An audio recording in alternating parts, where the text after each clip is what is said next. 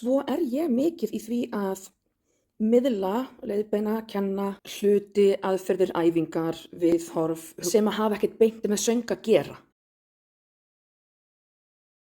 Maður getur lært alla tækni í heiminum, öll fræði í heiminum og verið samt til dæmis mjög óöruggur innan í sér, fastur í einhvers konar neikvæðu hugsunarmynstri sem maður kannski tekur ekki eftir. Þannig að bæði spjalla ég svona hluti, fæ nemendur til að hugsa og svara og þora að svara og jafnvel inn á milli tek ég slökunaræfingar eða núvitundaræfingar, öndunaræfingar sem hafa ekkert beint með söng að gera og svo framvegis.